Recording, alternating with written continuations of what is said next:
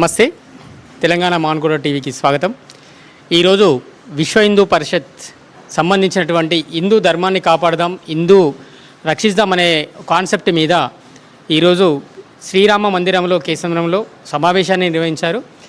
కేసంద్రం మండలానికి సంబంధించిన 18 గ్రామాల నుండి ఉన్నటువంటి గుళ్ళల్లో ఉన్నటువంటి పురోహితులను పిలిపించి రాష్ట్ర స్థాయి నాయకుల సమావేశాన్ని పరిచారు. ఇక్కడ ఈరోజు హిందూ ధర్మాన్ని కాపాడే విధంగా ప్రతి ఒక్క గుడిలో ఉన్నటువంటి పురోహితులు ప్రతి ఒక్క హిందువులుగా చూస్తూ వారిలో భేదాభిప్రాయం లేకుండా, డబ్బుతో భావన లేకుండా అందరినీ కలుపుగట్టుగా చూస్తూ అర్చన చేసే విధానంలో కూడా సామాన్యంగా అందరినీ సమానంగా చూసే విధంగా ఉండాలని వారు ఇక్కడ చెప్పడం జరిగింది.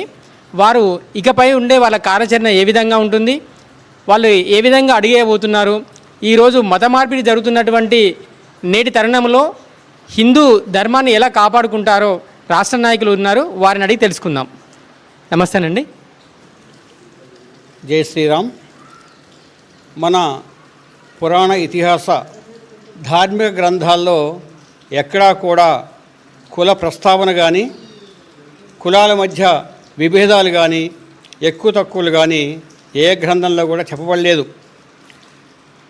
బ్రిటిష్ వాళ్ళు వచ్చిన తర్వాతే విభజించి పాలించు అనేటువంటి విధానంతో మన హిందూ జాతిలో ఈ విభేదాలు సృష్టించారు, ఎక్కువ తక్కువలు సృష్టించారు.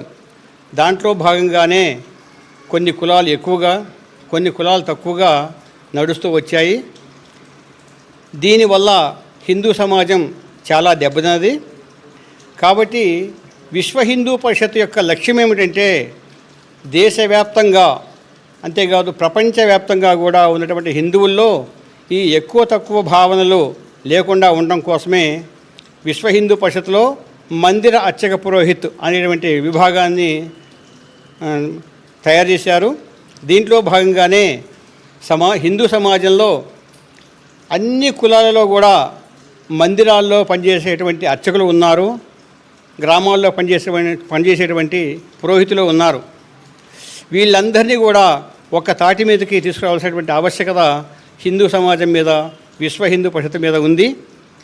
అందుకే మేము ప్రతి జిల్లాలో, ప్రతి మండలంలో, గ్రామాల వరకు కూడా ఈ విశ్వ హిందూ పరిషత్లో మందిర అర్చక పురోహిత్ అనేటువంటి విభాగాన్ని మేము తయారు చేస్తూ వస్తున్నాం.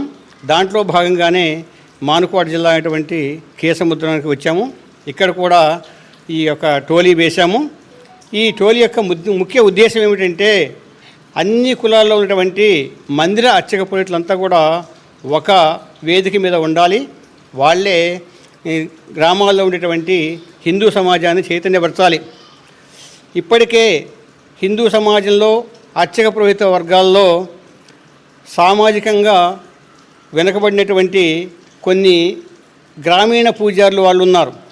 వాళ్ళు మేమంతా తక్కువ వాళ్ళం, పెద్ద కులాల వాళ్ళు పెద్ద పెద్ద గుళ్ళలో చేస్తారు అని చెప్పేసి కొంచెం ఒక రకమైనటువంటి భావంతో ఉన్నారు.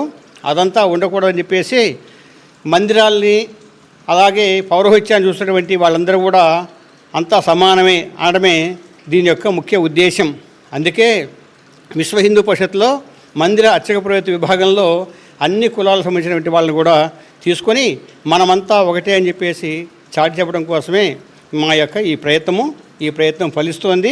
గ్రామాన మత మార్పిళ్ళు, లవ్ జిహాదు ఇలాంటివి అకృత్యాలు ఆపడం కోసమని చెప్పేసి విశ్వ హిందూ పరిషత్ పనిచేస్తుంది.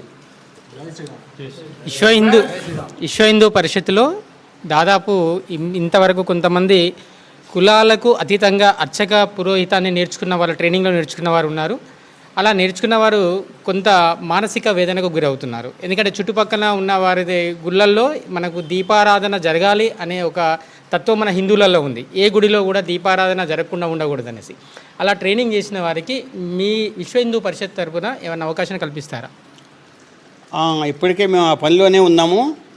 ఎక్కడెక్కడైతే గిరిజన గ్రామాల్లో ఉన్నటువంటి చిన్న చిన్న దేవాలయాల్లో గిరిజన పూజారులు, అలాగే దళిత పూజారులు, ఎవరినైతే మనం ఈ సమాజంలో వెనకబడిన వారుగా చూస్తున్నామో అలాంటి వాళ్ళలో మంచి ఆధ్యాత్మిక భావాలు ఉన్నాయి.